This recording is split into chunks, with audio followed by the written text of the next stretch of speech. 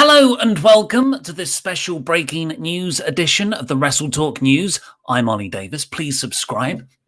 Look, I'm dancing for you. That's what you want.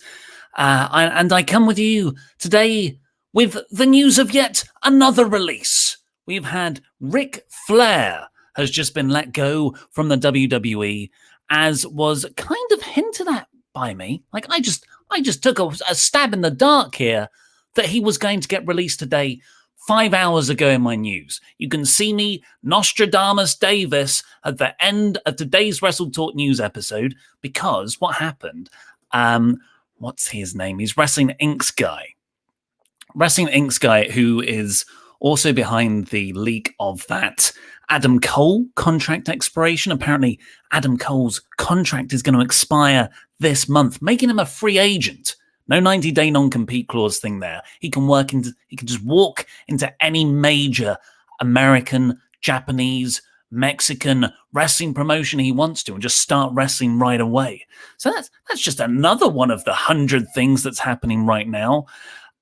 So that was Raj Giri who broke that on Wrestling Inc. But then he also tweeted, like in this string of tweets earlier today, he said that a big name has asked for their release and has been granted it. And then everyone was like, oh my God, with Bray Wyatt getting released over the weekend, then is it John Cena? Is it Roman Reigns?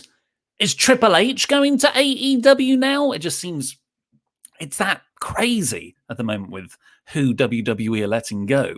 And I, as a joke, said, well, who else has Randy Orton feuded with this year or last year? Because Christian, Big Show, Mark Henry, Matt Hardy, these are all people who had some of their last WWE segments with Randy Orton, and then they show up in AEW a couple of months later. So I was like, well, probably not Shawn Michaels, probably not Drew McIntyre, Ric Flair, sure, why not? Let's go with him.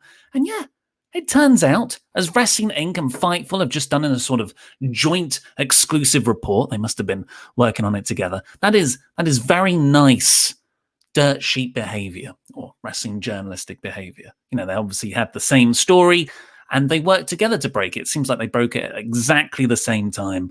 It's listed as a sort of co-report by them. So that's very nice to see people playing nice in our little sphere. Not everyone's so cooperative in wrestling journalism. I call it newsatainment when I do. I don't know what I'm doing. But yeah, WWE have yet to announce the news. So this hasn't been made official. And there have been a few instances over the last couple of months amidst all of the releases where people who are not on that active roster, so backstage staff and the like, or people in NXT, they don't get the big, we wish you well in all your future endeavors, like Samoa Joe, Braun Strowman, Aleister Black, Bray Wyatt, all of them got on Twitter and on WWE.com. The one that's jumping to mind right now is Canyon Ceman. Ceman got released. Ceman got released about a month ago, apparently, but then the WWE reached out to people and said, no, that didn't happen. And then 3 weeks later, he was released. So you don't know if WWE is going to officially confirm this at all. I don't think they did for Mark Henry. It's not like they officially announce that people on Legends contracts, which is what I believe Ric Flair would have been on, because he wasn't currently an active performer. So what I'm trying to say here, not confirmed by WWE themselves, but if both Wrestling Inc. and Fightful are reporting it, that's a pretty big stamp of it's happened. And yeah, they just say they've come to terms with the release of Ric Flair. You've got to think that ties in with Raj's tweet that they asked for the release. Ric Flair must have asked for his release and got it. And yeah, that just goes into his career. Of course, Flair was with WWE in the early 90s and then returned there in the noughties. He went to TNA. The last time that WWE had a big insurgency company go up against them was TNA on January 4th, 2010. I remember it like it was yesterday. It was the last time I felt true hope as a mark.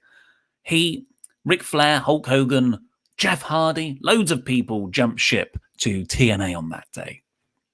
But then Flair came back pretty quickly to WWE.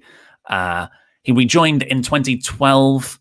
Fightful notes here. Hasn't wrestled since 2011. WWE would never let him wrestle, not in a post-Jerry Lawler heart attack world. But, you know, if he's to go to AEW, who are a lot more willing to let the older performers take a few bumps here and there, like we saw with Tully Blanchard and FTR in that awesome 6-man tag against, was it Jurassic? I think it was Jurassic Express. Yeah, because Marco Stunt bumped around like a madman. Then we might, I mean, this could mean Flair. We could be seeing Flair in the ring again. I'm getting ahead of myself a little bit. You know, it's not like AEW signs up every ex-WWE star. But I think if there's a perfectly good Ric Flair just laying there after his elbow dropped his jacket, you'd be a fool not to bring him in. If he does, you know, of course, there's loads of things that Tony Khan could book there. A 4 Horsemen reunion. You've got Arn Anderson. You've got Tully Blanchard there. Didn't J.D. Dillon come back in recently for a little guest spot? So you can have something there. But what I want is the Forbidden Door to crack open a little bit more. Jay Lethal's in Ring of Honor. Give me the Jay Lethal Ric Flair impression. Redo that segment from TNA. Maybe not. Maybe that's not the best use of Ric Flair. The last thing Flair did wasn't actually that feud with Randy Orton. That was, of course, last year with the night vision goggles. God, Flair was his manager as well. He was very briefly his manager against Drew McIntyre. Bizarre. But that, yeah, even more bizarre, this year, in January and February, WWE's big plan for a returning Charlotte was to feud with Ric Flair, who, it was implied in kayfabe, had gotten Lacey Evans pregnant. Or was at least having, space mounting kind of relations with Lacey Evans.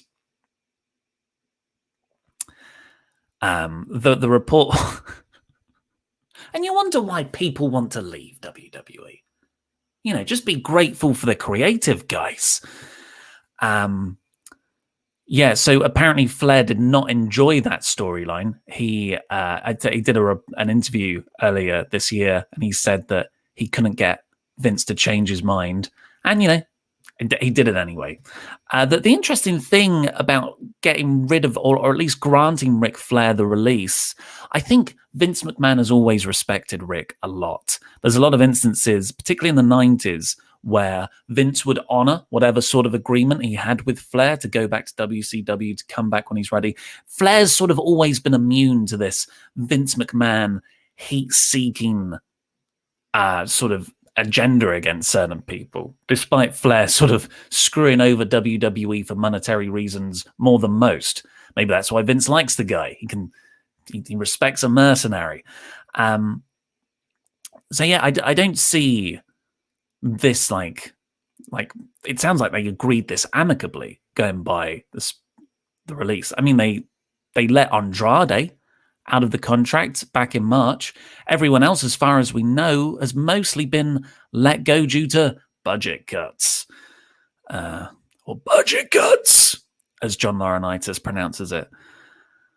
So yeah, Ric Flair is leaving behind not just Charlotte Flair in the company, his daughter, who is really quickly racking up those title reigns. You'd think you'd want them both to be in the promotion at the same time when Charlotte passes that fictitious 16-time world champion record. Also, you've got John Cena over on SmackDown. I've always thought this when Cena challenges for the title next, and it's happening now with Roman Reigns on SmackDown, that you want Flair to be involved in that in some way.